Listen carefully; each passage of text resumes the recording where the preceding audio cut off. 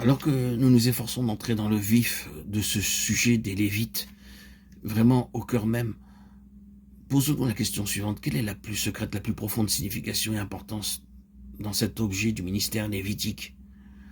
Je crois que la réponse est la suivante. Une collaboration avec Dieu dans son œuvre. C'est une manière très simple de le dire, mais extrêmement profonde et pénétrante. Une association avec Dieu pour son œuvre. Nous devons placer devant nous tout ce que la parole de Dieu révèle quant à la nature de Dieu. Dieu.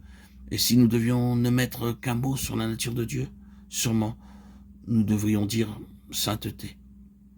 Sainteté. Vous pourriez dire amour, mais celui-ci est gouverné par sa sainteté. Il est caractérisé par sa sainteté. C'est un amour saint.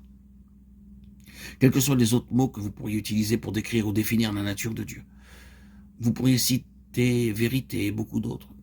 Ils sont uniquement l'expression de cette chose intime, sa sainteté. Sa sainteté, une collaboration avec Dieu. Il s'agit d'une chose immense à méditer. C'est ce qui régit, qui domine tout au long de ce livre des prophéties de Malachie. La seule réprobation que l'Éternel avait à ce moment-là contre le peuple était qu'ils avaient perdu le sens de sa sainteté, à tel point que lorsqu'ils furent mis en cause pour certaines choses les plus manifestement mauvaises, ils dirent comment, de quelle façon, ils ne pouvaient pas le voir. Ils ne pouvaient pas le voir, ils avaient perdu le sens de sa sainteté. Alors il leur fit voir le problème et dit, vous offrez sur mon autel l'aveugle, le boiteux, l'infirme.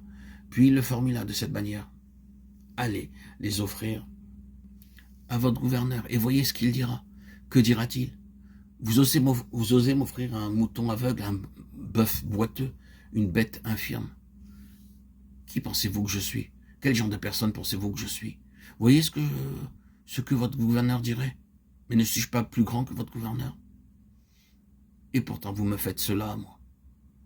Référez-vous à Malachie 1. Voyez-vous, l'Éternel a des méthodes saisissantes pour que les personnes se retrouvent face à face avec lui. Je me sers uniquement de cet exemple comme moyen pour arriver à tout ce sujet, qui est la collaboration avec Dieu. Juste pensez-y.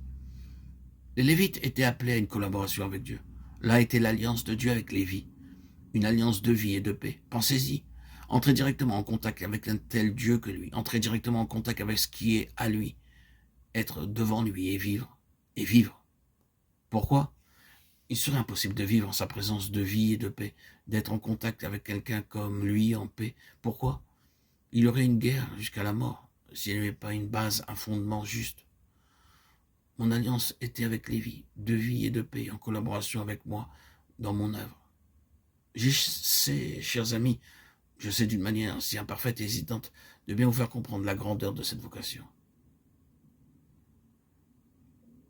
Si cela est vrai, ce que nous essayons d'exprimer aujourd'hui, en ce moment, que ce n'est pas une communauté religieuse particulière ou une classe ou une dénomination de personnes. Voilà ce que l'Église dans son ensemble est appelée à être. Et quand l'Église dans sa globalité déçoit le Seigneur, il regarde au sein de cette dernière afin de trouver ceux qui ne lui feront pas défaut sur ce point. Il le fait encore et encore. Et c'est ici l'histoire des Lévites.